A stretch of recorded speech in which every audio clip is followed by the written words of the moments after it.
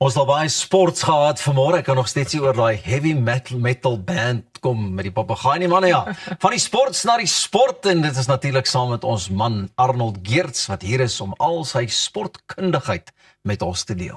Ja, Arnold gaan dit van hier af vat, but I just want to say, I have placed a very large order of humble pie, which I am going to courier to Dean Elgar after what the Proteas did yesterday, because he had a lot to say. Now there you go. So you think about that, and there's a whole lot of other people I think who are also having to eat a bit of humble pie. Hulle was weer eens uit die boonstrakke.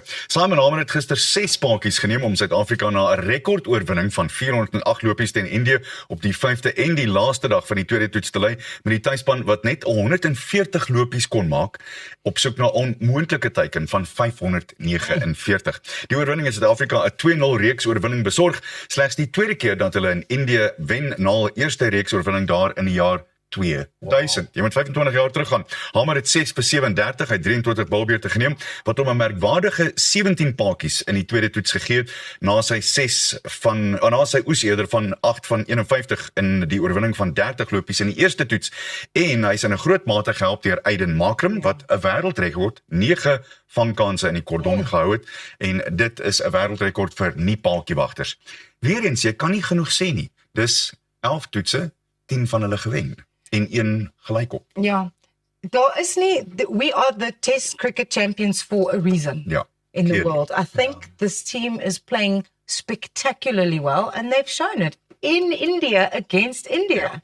And then I think you also have to go, let's extrapolate that to what that will mean.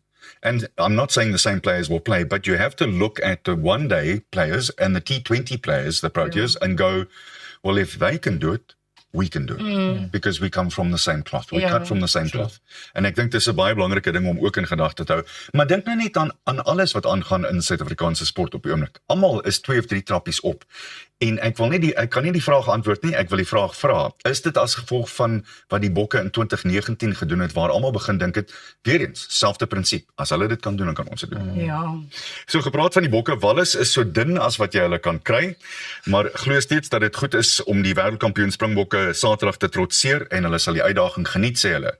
Ek weet nou nie so mooi nie. Afrigter Steve Tandy is sonder 13 van sy spelers, omdat die wedstryd buite die toetsvenster val, maar het verder die veel heel agter Josh Adams weens skorsing verloor, en nou ook verlede naweek se 3-kunsel Tom Rogers weens besering. Maar die Bokke is self sonder 12 van hulle spelers, insluitende meeste van die ouens wat verlede Saterdag gespeel het, maar hier is die verskil. Die Bokke kan jy 3 spanne kies, en like for like, they're all the same. There's very little difference.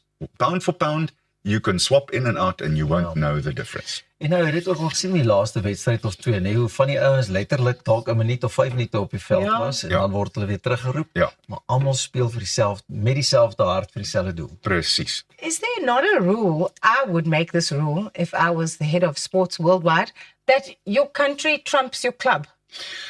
Unfortunately, it doesn't work like that. There's a certain test window which you can have, and then and we've had this before. Yeah.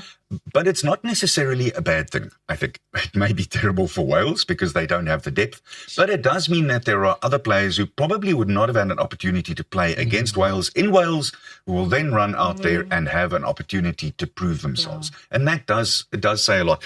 Hier's egter 'n ding wat ek dink Wallis sal laat sidder. Dis 'n uiters onervare span. Hulle het slegs 267 toetse in die beginspan met slegs 3 spelers wat meer as 25 het. So daar's min ondervinding. Maar selfs vir hulle, selfs al kry hulle 'n lelike loosing op die baadjie, dit gaan nog steeds vir hulle 'n groot ding wees om teen die Springbokke te kan speel. En hierdie span in besonder. En soos ons gehoor het van talle mense, insluitende 'n ou met die naam van 'n voormalige afrigter en deesdae joernalis Matt Williams, wat verskriklik suur was oor wat gebeur het en hoe die Bokke speel en hoe hulle van die bank afkom, selfs hy moes hierdie week erken dat hierdie 10-10 in die beste span van alle tye is. En jy kan nie daarmee argumenteer nie, kan jy? Ja, jy kan nie.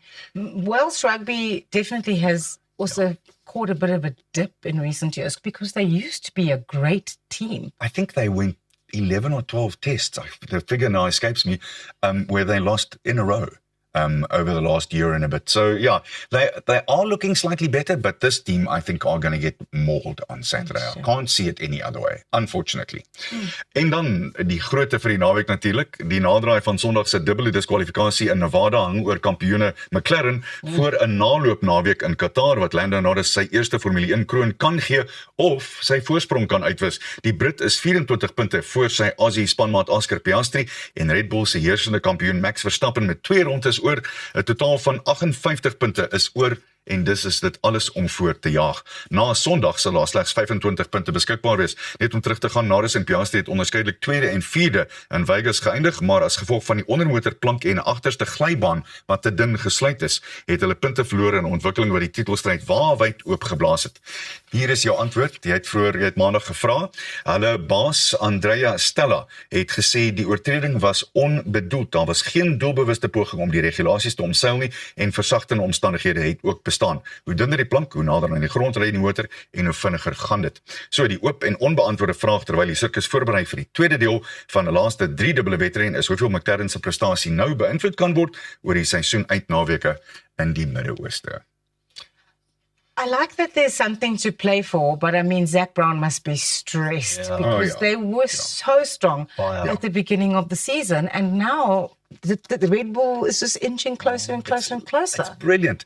We just need one more manufacturer, I think, to close that gap, to get to a point where there's 2 or 3, 4, maybe even 5. And who knows, with Cadillac next year, I don't know if you step into Formula 1 and start making an impression immediately, but it's possible. Maar ons het nog 1 of 2 nodig. Wat as jy 3 of 4 jaar het, 5, wat elke naweek kan wen, dan sal dit anders wees. Op hierdie stadium was dit net die 2 McLarens, nou is dit weer Verstappen, en ek sit net terug en geniet dit, want dit is wonderlik om te sien, dis hoe sport behoort te wees. Dis presies wat dit veronderstel is om te wees. Dis Sondagmiddag 4:00 as ek reg Suid-Afrikaanse tyd. Ja.